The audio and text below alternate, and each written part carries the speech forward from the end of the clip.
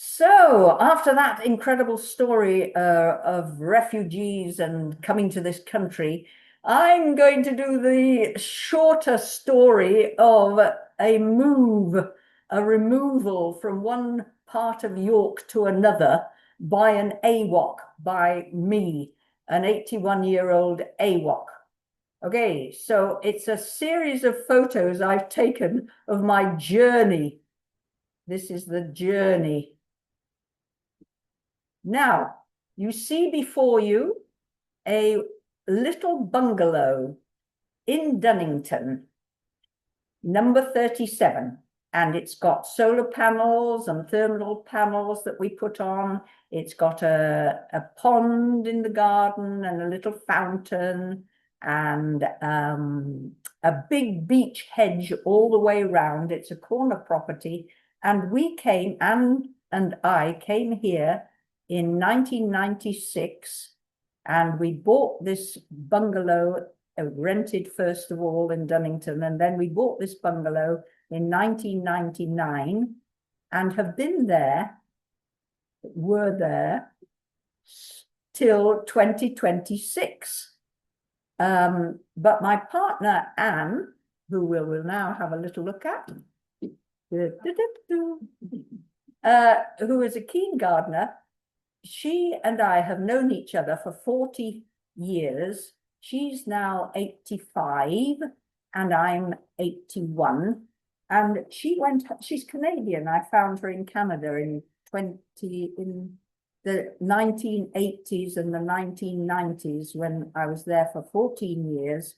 I met Anne and took her, we lived together, and then I brought her home, well, to England, and she was having an adventure. So we had our adventures. She's a very keen badminton player.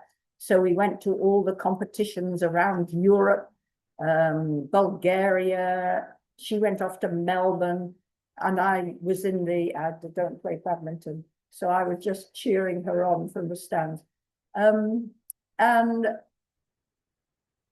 then she went home to Vancouver to her family, to have a holiday with her family last year in the summer. And she's got 3 children and 5 grandchildren in Vancouver. And she decided when she came back, she said to me, Sue, I think I really would like to go and join my family in Vancouver. So I said, oh, goodness me, I quite understand. But actually, all my networking and all my organizations, the Aging Without Children is in York, and the York LGBT Forum is here, and the York Older People's Assembly is here, and we have our own women's theatre company, the Real People Theatre is here, and I'm really networked into York, and I'm not close to your family. So it's probably best if you can go home to your family and if I can stay here in York. So then we had to look at dissolution of our civil partnership. And there were lawyers for that. And then there were estate agencies for the house because we had to sell the house. She needed half the money to live and to find a new home, and I needed half to find a new home. So lawyers, dissolution lawyers, conveyancing lawyers, coming out of our ears lawyers. And so that's what happened. So let's see what happened after that. So time went by, and the winter, she left in October 25, so the snowdrops all came out and the daffodils all, I was staying by myself in our bungalow, and showing it, viewings of potential buyers, viewings. And then, and I was looking all the time for where I was going to live. And I couldn't bear the thought of just living in an apartment or living in a terraced house. after being in this lovely bungalow. And so I bought or put in an offer for a park home in Fulford. And there is my park home in Fulford, number 6. Now, having done that, this is going back to, goodness, now I've got to pack up number 37, watched by the eagle eyes of the pigeons and the birds in the hedge outside my study, keeping a beady eye on me, helped in the garden by Diana, who is my 92-year-old neighbor across the road, and by Andrew, who actually is the person who put me forward for my MBE. And so he's always been very supportive. And there's me. Haha. So they came and helped with the garden and mowed the lawn.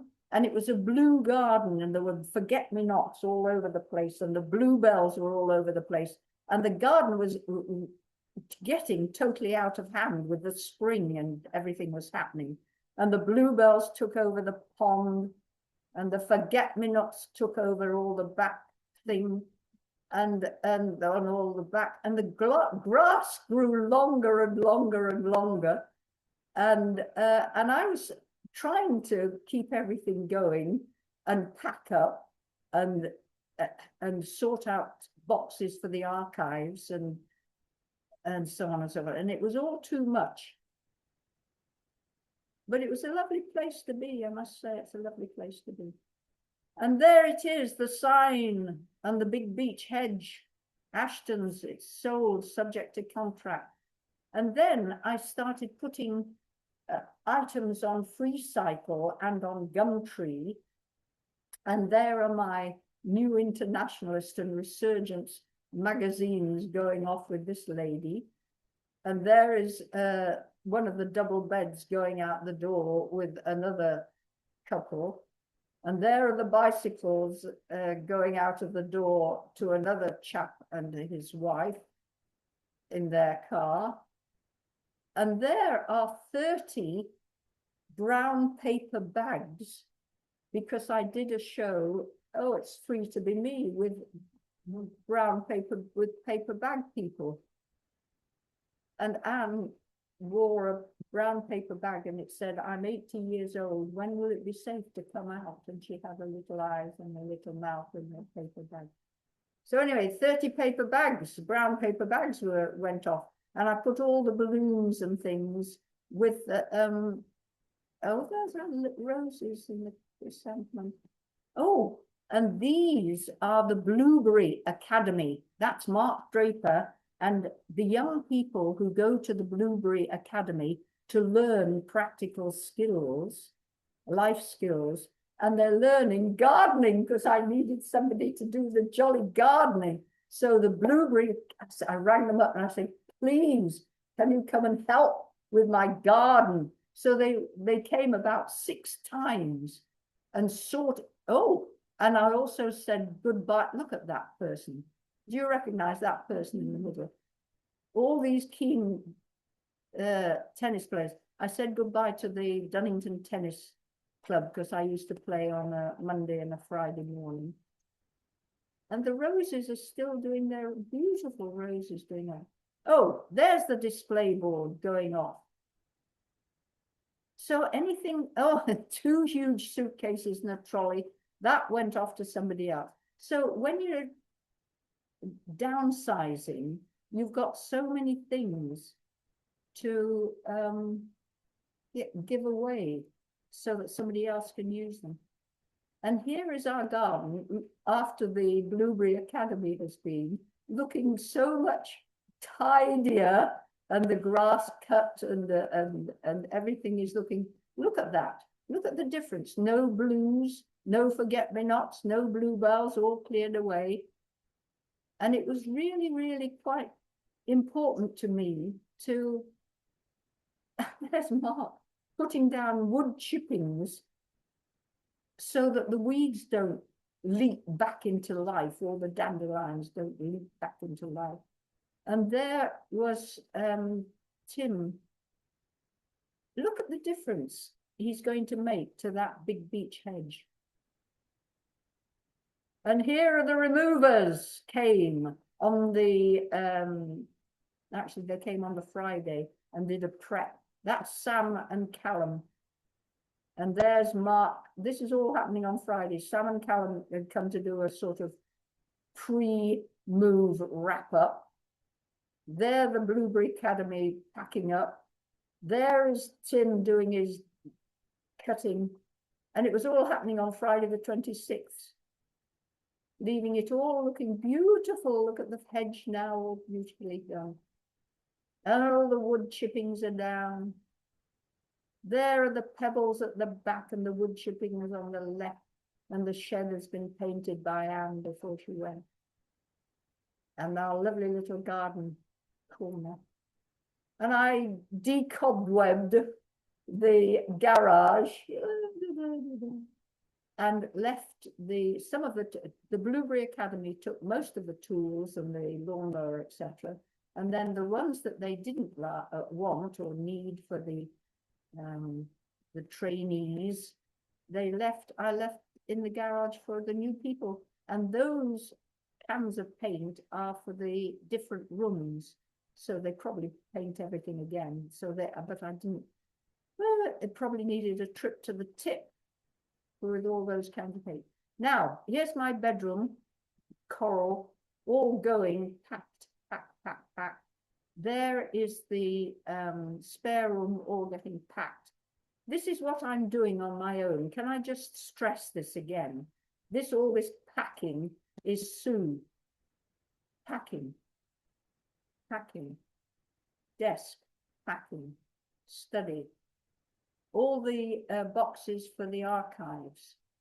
And they can't take them at the moment because she is advertising for 2 new archivists.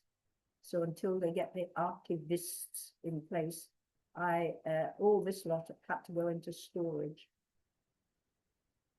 And there's my our living room. And just keep your eye on those settees because, and that dining table, because that's the kitchen all, oh goodness me. Packing, folks, packing. Oh, and I sold the 2 washer dryer to Diana. She insisted on paying me. So now, because I've got a washer dryer bought from Alison, my new big. There are the movers. Sam is doing the packing and Callum is doing the packing in the study. And I'm sitting there reading my book because that's what you do if you're paying the movers to do the rest of the packing. Oh, and they're moving my bed out of my bedroom. And that's my bedroom left, destitute. Simon Morris, and there they are, moving out. And this is Monday the 29th. Now, right, do you recognize this sofa and chairs? Because you're now in a park home. And it was from Monday the 29th. I couldn't, they froze my bank account the co-op froze my bank account on Monday the 29th and said, we've received all this money from the sale of your bungalow, but who is this Alison person? And you're just going to give her all this money for a park home. Well, where are your lawyers? Where is your convoy? I said, it is legally, you are entitled to buy and sell a park home without a lawyer. I am over my head with lawyers. I am just going to do it. And I want you to send a chap's payment to Alison. No, we don't. We think you might be being pressurized. We're worried about the whole thing. We're freezing your account. We're going to send the police round on Wednesday to do a welfare check to make sure you are compos mentis and nobody is twisting your arm or whatever.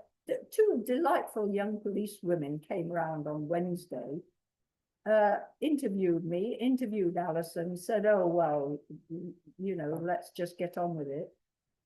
Sent in a report at 2 o'clock. I rang them up at the co-op at 5 o'clock and I said, have you released my funds? They said, oh, I don't think we've received the email. I said, because the problem was that Alison's mortgage was withdrawn on Wednesday because she was supposed to have moved out on the Monday and the mortgage hadn't. They withdrew the mortgage offer because she hadn't got the key to the new place, because it was the co-op's fault because they hadn't released my money. So we were in all sorts of stressful situations. My removers were due to come on Thursday afternoon at 1 o'clock. I received a phone call on Thursday morning from the co-op saying, yes, we have released your funds. The email has arrived. We're all right now. We have done our duty of care, putting more stress on me than anybody else. And you can now buy your park home. Send the money to her. So Ash, it was, came on and she put my chap's payment through to Alison, and I rang up Alison and said, are you okay? Can you put your chap's payment through to pay for your new home through a lawyer, because she now had a conveyancing lawyer that side. I'm the gap. It was like mind the gap. Mind the gap. Sue's in the gap. The co-op is in the gap. But the lawyers are talking to each other from backwards and forwards from the gap. Anyway, so my removers came with the van and met me, because they'd been storing it for me since Monday, met me at the park home, and all Alison's stuff didn't move out until the Friday morning. So this lounge area here was piled with Alison's bundles and things, and piled with my boxes and things. And it was an absolute shambles on Thursday night until Friday morning, and Alison's removers came and moved everything. And I tried to shift all this furniture in by myself into the areas it's supposed to be in. And this is where you hurt yourself and strange, but it's wonderful. This is what I'm looking out. Can you see at the back window there? This is what I'm looking out onto. And it's just so wonderful to wake up to this in the morning, to be in your own home. And there is me in my own home. And the birds are coming into the back, onto the back, and magpies and blackbirds and things are having a little shower and thinking. So thank you very much for listening. But now I'm very happy to tell you that I am happily in my new home, and people are welcome to come and visit. So when's the house will be? Yay, when's the house? When's the house will be? One of these fine days I shall, Okay. but I prefer actually to see people one-to-one, and then we can go walking through the back woodland path and out to the Millennium Bridge, and there's a walking, you can walk along the river. So happy days to everybody, and look on the bright side.